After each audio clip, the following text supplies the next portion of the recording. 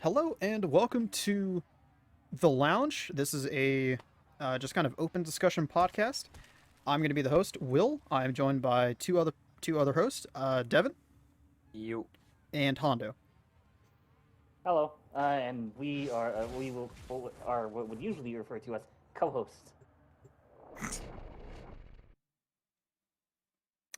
You really have to do that to me, huh? Get your terminology right. It's Words- Words are hard, okay? I'm just imagining the gif. We'll put it there. I'm imagining the gif of Kermit turning them around in mad face.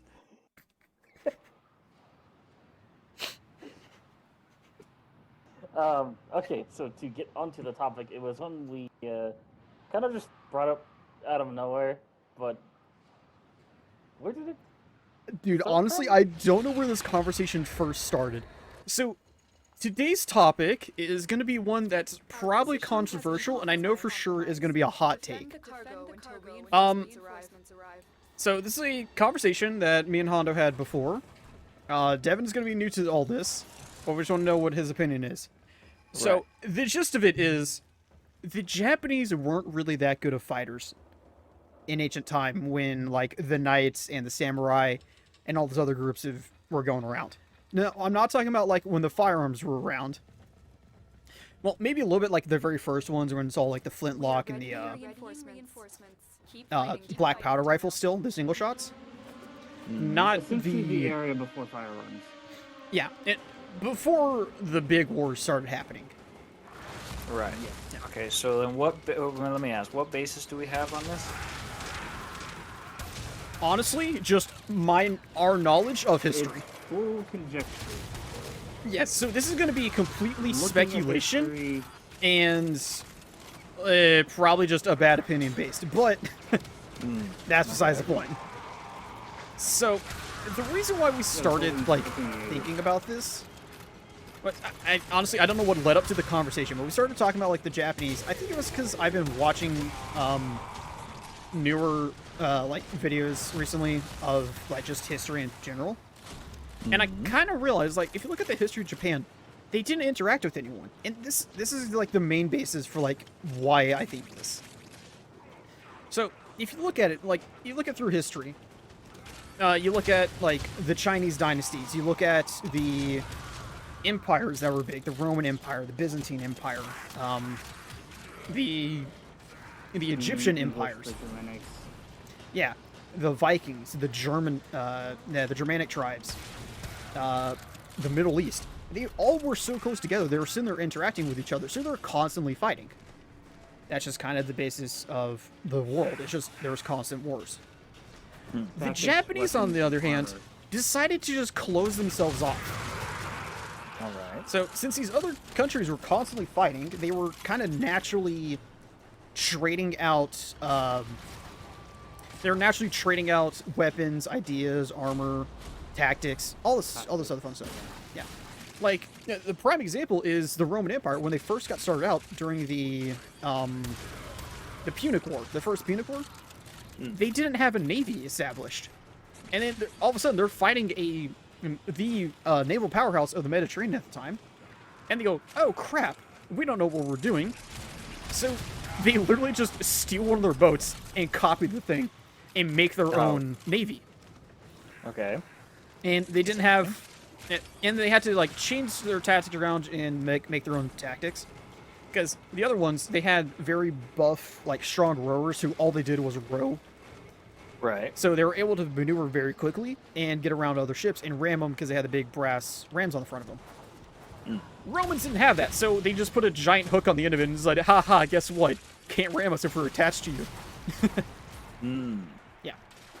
So, but that's the main thing, is that these other countries are sitting there pretty much just bouncing ideas off each other. Tactics, weapons, armor. Problems with the Japanese is that they weren't actually interacting with people. They were closed to the rest of the world for most of the history of the country. And they kind of just relied on the very few resources that they had. Also, I just remembered how this conversation got started. Knives and metal. Because Oh. Yes. here's Yeah, no, this was weird. the main thing that sparked it, actually, was Japanese swords, you know, the famous like katana, and it's like, yeah, all the folding in like super ornate shit. And it's like, yeah, the swords are super cool. They're super sharp, and they have all this like strong material. It's a sandwich of a strong metal with the soft metal, and like, yeah, it's folded a bunch of times and it's super strong. Their metal sucked. The only ones that got the high quality metal were the ornate swords, and it wasn't actually like the proper Yeah. military swords. They didn't have their priorities in the right spot when it Yeah. came to making military weapons, but that again also was due to isolation. Just Yeah. cutting themselves off and being very traditional. And I mean, I can see what you mean now, right? Like, as Yeah. I don't know this topic very well because I I haven't fucking studied this part of history yet. But I mean, it It's sounds also fiction. it sounds feasible, right? Yeah. You isolate yourself off of the entire world for a while. Everybody Dutch. learns everything from each other, and then, well, you don't learn shit because of it. Yeah. And yes, and the Japanese have really bad metal. Honestly, I'm a huge knife person, and I am constantly looking up metals and like studying it. The only people who have good metal are the Germans and the Northern Europeans. God, that makes a lot of sense, actually. Yeah, the Germans have really good metal, and then Poland does too. Polish metal is like sought after. Oh, Yeah. what's that? So the Japanese, the only way that they could really have good metal was volcanic black sands or meteorites. Every other like natural deposit that they had would pretty much just turn to pig iron, which is iron. I think that iron that has a lot of blemishes and what's the other word I'm looking for here? It's just shit. Yeah, it's just bad metal. It has a bunch of contaminants in it. It's Carbon not and just pure. a bunch of other elements that just make it super weak. That's what most of their metal was. And also their forges didn't have an even heating. So the only ones that actually had all the contaminants taken out of it was the stuff in the very middle of their forge. So I see. pretty much what they did was the very middle became the super ornate family heirloom blades. Like they're like the super ornate katanas, and then the short swords that they had, and then it would slowly like degrade from there, and they would actually change their metal around. This is like, so yeah, super ornate ones had the nicest metal, and then like the military like conscript weapons would be next, and then like their kitchen knives, and then just metal tools. Yeah. You know, I'm thinking about it now, and that makes a lot of sense, actually. Mhm. More or less, because okay, I'll tell you why I think this. Because so I went out to watch the new Demon Slayer movie that came out Okay. before the season goes on. They always put out a movie, and then the season will Wait, they follows made a it second after movie. I need to catch up. the third movie. Excuse me? Yeah, we're into the third season. Third season's gonna come out April 7th, I think. More or Okay. less. I yeah, really need to catch up, but I'm went- watching other shows. I went to watch the movie that has the first episode of it, essentially, and it reminds me now because I'm reminded now of like katanas and shit like that. Mhm. They had like meteorite style like rocks that were on top of a mountain type of volcanic shit Yeah. to make swords out of, and I was like, you know what, that makes a lot of sense actually. Didn't he, like, choose the metal by sniffing it? Or some shit like that. I don't know. It was the thing was like these are rocks that came out of this volcano that were like on the top of this mountain that soaked up the sun, and that's why it fucking murders things. Yeah. And I was like, okay, yeah, no, that kind of makes Yeah. sense. And there was like the another example is going to be Avatar: The Last Airbender, when Sokka finds they find the meteorite Oh chunk, yeah, the meteorite and sword. he makes a sword out of it, and it's like it's the black steel, and it's like the toughest one. He had to throw in a lot more like heat into it to actually make it work. Yeah. It's like, and it's like looking at it, it's like though they're the Japanese swords versus like European swords. A European broadsword would absolutely destroy the blade of a Japanese sword. I forget actually where I forget saw Because- it. The metal was just so much higher quality, and the blades were just so much tougher. If they were to clash, like the swords actually like clash, like the big fight scenes that we always see in like Hollywood. If the swords were to actually clash, the Japanese sword would just shatter, and You'd snap it. yeah, and the European one would just tank it. Dude, I saw recently it was someone had found two Danish, I think basket handled swords. One got used so often that the blade became too dull to be used. So they removed the blade and turned it around. And then it got used so much that that side of the blade was also too damaged to be used. Jeez. Like, that's an attest to how strong that metal is and just how much much it abuse the Europeans put on their blades. Right. See, I think that's one of the things that like prompted the conversation originally was like a European sword would just destroy a Japanese sword. And then we started talking about tactics and a couple other things to go along with it. The whole isolationism thing again came into play. Yeah, the samurai's last name compared to the Vikings. Yeah. So, Yeah. So everyone knows like the samurai last stand, and that was actually in the era of guns. The other big last stand would be like, You wanna? what? You wanna know the reason why I know it was during the time of guns? What? Because of the fucking jokes that you would hear all the time. I don't know where it started. I don't know if it was like, I don't know if it was like forums or iFunny or whatever the fuck it was. That the Abraham Lincoln having a samurai best friend. Oh my god, yeah, That's the only reason why I know that. yeah. Yeah, and like the samurai goes on a quest to kill John Wilkes Booth. To kill John Wilkes Booth after hearing he got shot in the back of the head. But yeah, it's the only reason why I know samurais still existed until the era of guns. Yeah, but so there's their last stand. But do you know the story of when the British tried fighting the Vikings and they got held off by one berserker? Oh, that's funny. No, I did not Yes. hear about this, but that sounds plausible. So listen to this story. it's a crazy story. So there was a point where the Vikings took over England, the English took it back, and they kind of went back and forth a few times. And there was a point where they were fighting over England, like the English and the Vikings were fighting over it. So the English wind up attacking the Vikings, so they actually invade their land, and they actually hit them with a surprise attack. So the British have a well-organized army, and the Vikings don't. They're kind of scrambled at the time. The main advantage that the Vikings had were home field advantage, and they were encamped across a river with only one bridge to make it to them. So, in the panic, one Viking berserker got onto the bridge and made a valiant last stand against the English, and fought off hundreds of men by himself. Again, it was just a berserker, so it was just one of the big dudes who has a giant axe. And he held him off until a Englishman got inside of a barrel, floated himself down the river, and stabbed the dude in the gonads with a spear. Jesus. I think the Viking wound up killing around 100 people, and it finally took him stabbing him in the nuts. It took a take fucking it took a Monty Python gag to fucking kill him. Yes. Yeah.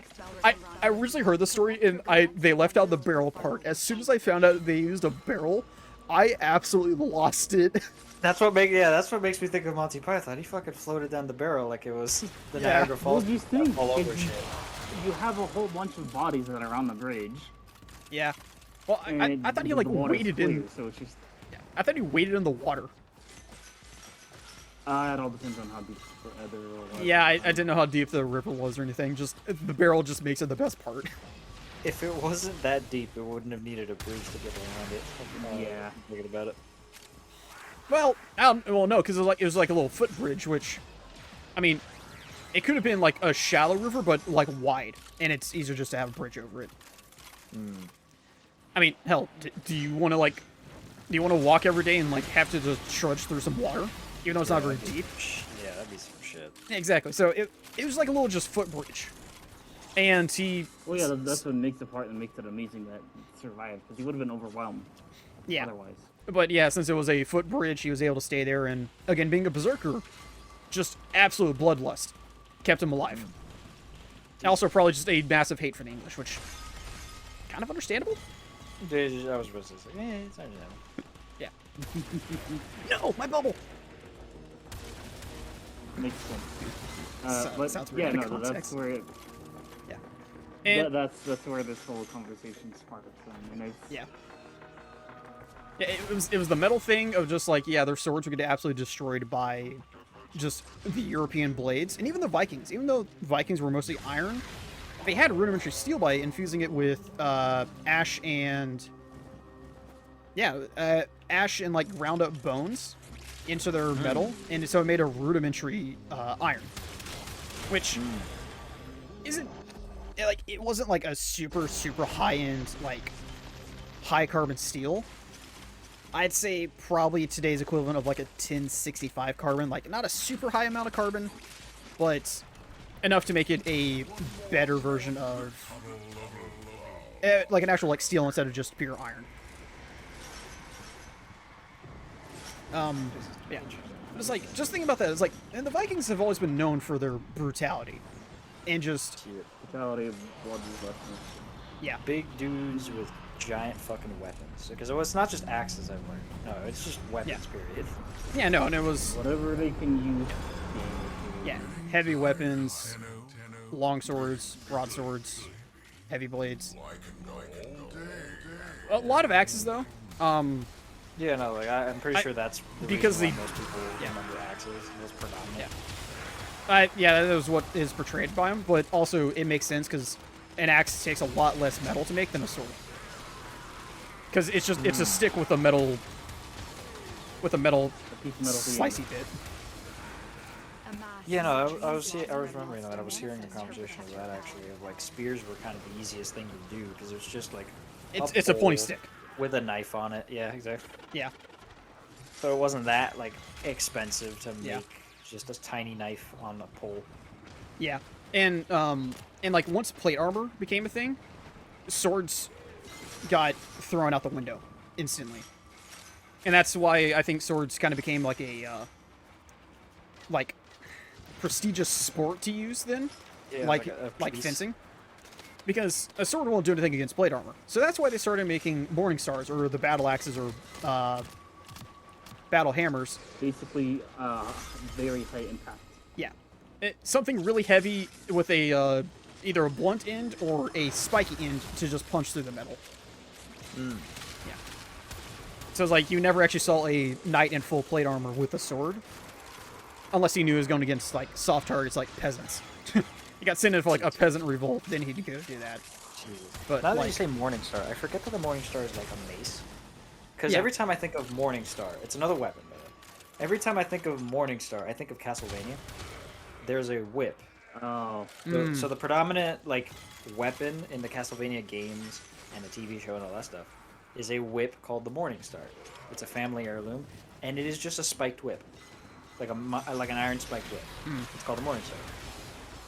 I mean, Like doused in holy water, so it kills demons and shit. and it's okay. vampires. The main weapon that I've been using in a Code Vein has been the Great Axe, which is a morning star that is used like a halberd. Ah, Yes. It's very It's funny. called an axe. really? Looks It's like a morning star. Used Has like a a halberd stance. that is, okay.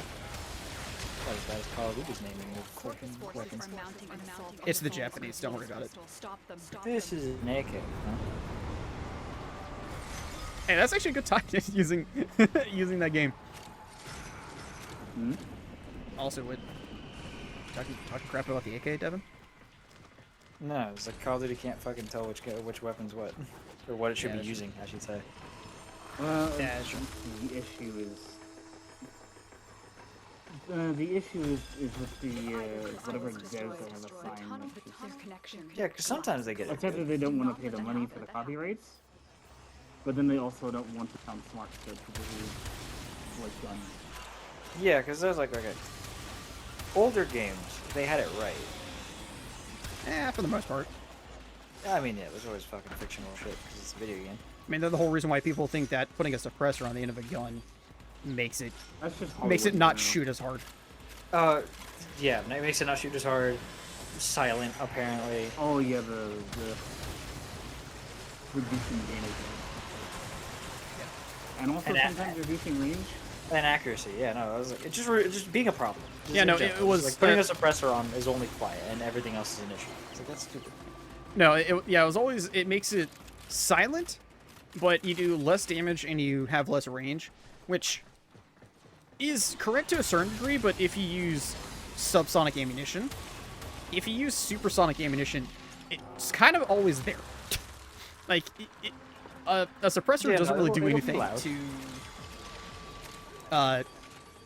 to a supersonic round. It just kind of makes it slightly quieter, but you still get the supersonic crack, which everyone's gonna hear that.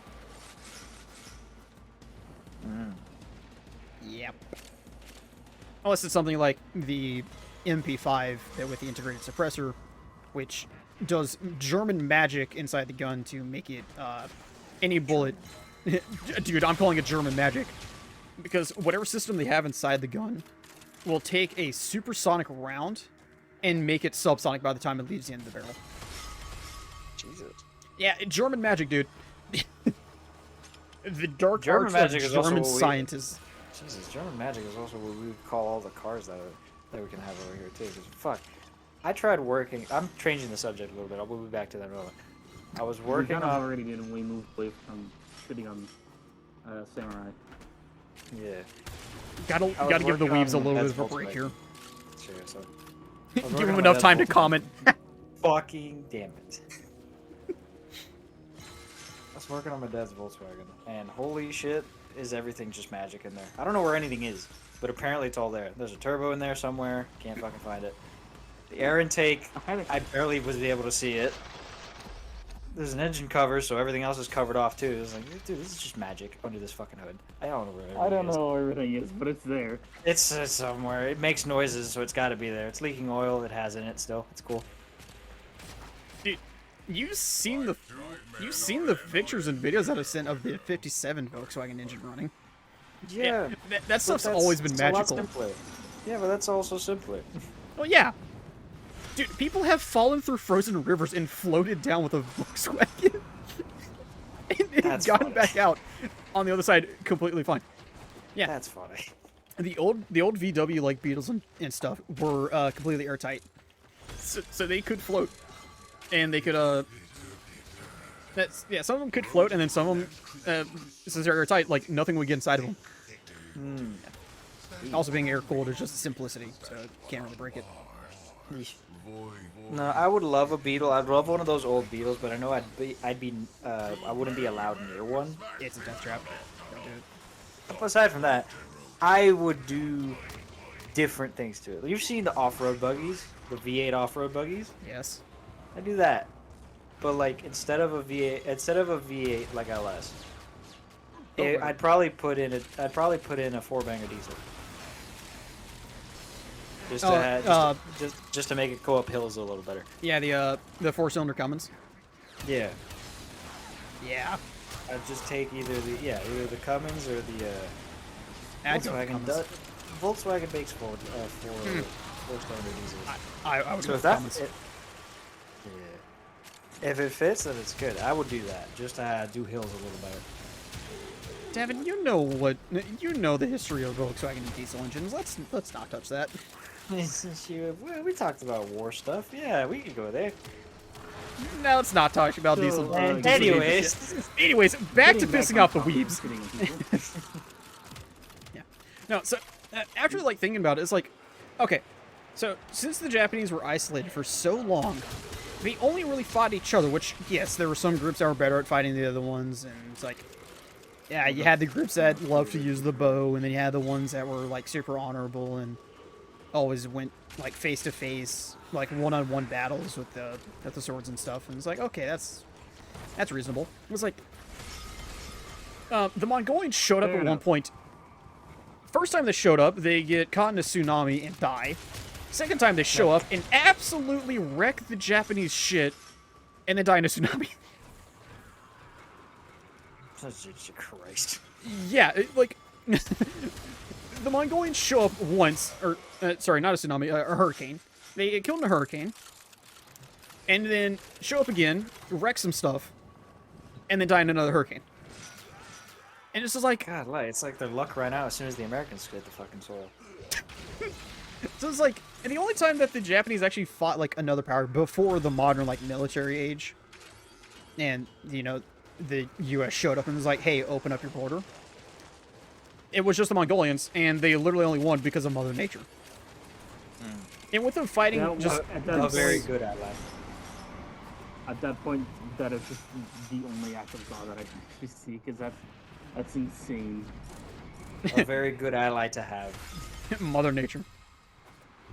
Oh boy. It's like, I mean, I was just like thinking about it. It's like any other group that they were to fight against, they would have lost. Hell, the only reason why they won against the Russians when they fought them before World War I was because they were Russia was already on the brink of economic collapse, and it was their final czar. And it was right before the Russian Revolution and World War I breaking out. So them fighting Russia was pretty much just beating up an old man. So it's like Didn't they fight the killing off Chinese that for a empire. bit? that was World War II. Yeah, That was World War II. Okay, they that- took over Korea, which Korea was kind of screwed up at that time too. But yeah, then they absolutely kicked China's ass in World War II. But not much is known about that for I think certain reasons, which Probably. I don't know enough about it, or I'm not going to talk about it. They did that. They do bad. They do bad. Yeah, that's the best way to put it. They do the bad. But also, here's the thing: they had guns, and they were stealing other people's guns.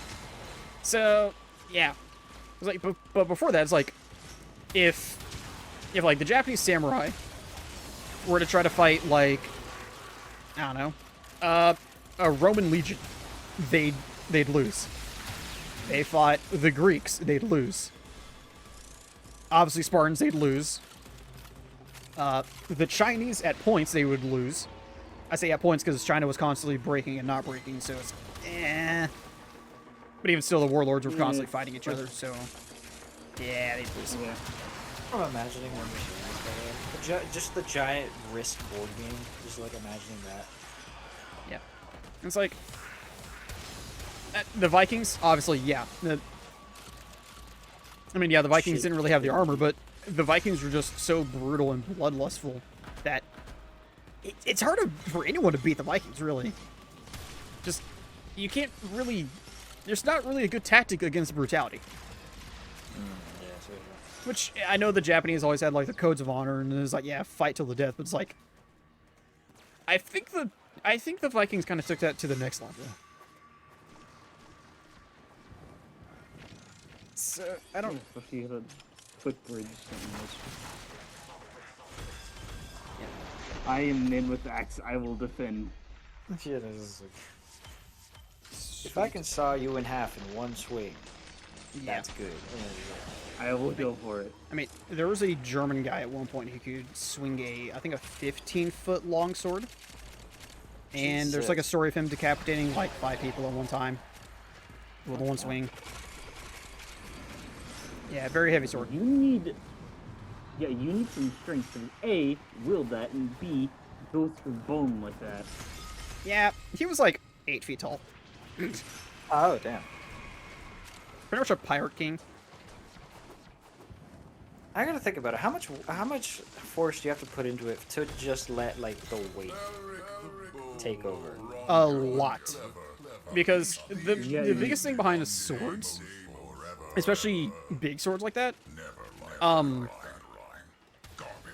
your weight, your handle is at the very bottom of it, and all your weight is in front of it. So it's very hard to actually move swords. Which is another reason why I think big pointy sticks and big, heavy, basically just weight on the end of a stick work better. Because you move your hand to the end of the stick, and then use that to get leverage, and then move your hand down. That's why when you swing like an axe to cut wood, you start with your hand at the axe head, one hand on each end, and you swing it up over your head, and on the downswing, then you slide your hand down. Yeah. Yeah. Because it's easier to get more momentum and weight moving, whereas with the sword, all your weight is constantly in front of your hands. Because obviously you can't hold the blade unless you have gloves that won't get cut. Not to mention, you're going to need good force throughout the swing, because you can't just... Yeah, you can't let gravity take over. You have to constantly apply force. I know. Yeah. And that is why a lot of places, like the Japanese and the Middle Eastern, started using like a curved sword at points instead of the straight sword, because the curved sword gives you a longer cutting edge for just extended time on target. I was gonna say it's a little bit like longer in terms of like Blade length, yeah. blade length, yeah. Or cutting edge, sorry. Not blade length. But that also only allows you to have a cutting edge on one end of the blade, on one side of the blade, versus having the two other side cutting just edges. becomes a hook instead of a sword. Yeah, it's just like a flat piece of metal on the other end. But you also don't usually have as big of a face. At least when it comes to like the katanas. What's the other like famous curved sword? Scimitar? Yeah, scimitar. Yeah, I was gonna say it's like the Eastern scimitar. Yeah. See, that one had a pretty fat face to it, but it was like a really weird curve. It wasn't like a even curve throughout. It wasn't no, definitely... Yeah, it was like damn near a question mark of a sword. Yeah. That's how it was shaped. Which looks really cool. But Well, they also have DC steel as well, so there should be wooden blades. Yeah. like I think the one that comes to the top, the one that comes to mind whenever I think of like swords like that is actually Legend of Zelda. The newest, yeah, because so the race of warrior women are based on like Middle Eastern women. And their swords are just that. They're scimitars. And those are the ones that I think of when I think of like that. Like a beautiful bronze-handled steel, like it looks steel-bladed timber. Fair enough, I'll get scimitars. That's very funny because it's the game essentially based on Vikings. That's interesting. The Vikings steal other people's. Have you not played Skyrim? Skyrim? No. I own it. You should. I currently can't play it though because my PS4 is flat. Well, then you know what? Once you get What's And what that's is the whole reason why we're doing this in a Discord call, which is nice because I don't have to have 3 headsets on. Or 2. what? Well, it also depends on how the audio works. There's one very nice thing about the PlayStation audio is the full buffer. Let's look really quick. Hold on. When is it coming? Okay, earliest the 15th, latest 17th. Dude, I don't So, trust like, that anymore because I just bought a battery for my laptop, and when I bought it Wednesday. It said it was gonna be here like by the 28th. It got here yesterday. I purchased it 2 days ago and it's already here. Well, that's also due to how the mailing Yeah. Yeah, that's just a stupid approximation they have. Yeah. Yeah. I mean, yeah. I've had other things that I purchased like standard shipping on. It's like, yeah, it'll be there in like 5 business days. It's here in like 2. And it's like, see, I don't have to pay the extra money to have it shipped fast. Because it doesn't matter. It doesn't matter. But yeah. I know I'm paying that for like also the depends where guarantee, you but are, 'cause I've also had like 2-day shipping show up in like 3 or 4 days. So there's that. It's a gamble. It's what happens. I also had a package in like limbo since I think I purchased it last month on the 20th. It's still in limbo because the shipping company just damaged it so badly that the center here in town went, we can't deliver this. It's Really? pretty- And it's they're pretty not, bad. like, giving it- Yeah, it's pretty bad when FedEx finally goes, hold on, this package is too damaged. Yeah, I was gonna say, I was like, FedEx, really? Oh god. Yeah, that's. If they're saying it's bad, then it's bad. Oh, They've wait, given we some can do bad one more. shit before. Oh, okay. Yeah, that's what had me concerned. I was like, how badly was this package screwed up? Because it took them. FedEx themselves is stopping it. Jesus.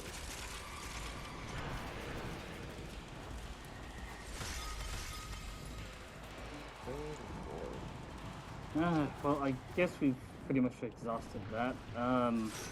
Yeah, I mean, don't Do really we know. want to do we want to pause it there as that's our segment? We can, or we can just keep shooting shit. Yeah, we could just kind of. Let's make a We are note. going on- Let's make a note to pause it there as a segment, and then the shoot the shit segment. Okay.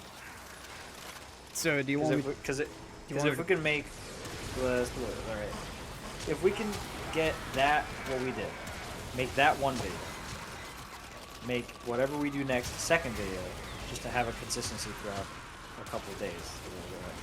We That Okay. would work. don't really have to. We haven't even really uploaded. We have 2 videos going. Yeah. Okay. So do you want me to stop or just pause? I'm gonna stop and then have 2 separate video files. Yes. Okay.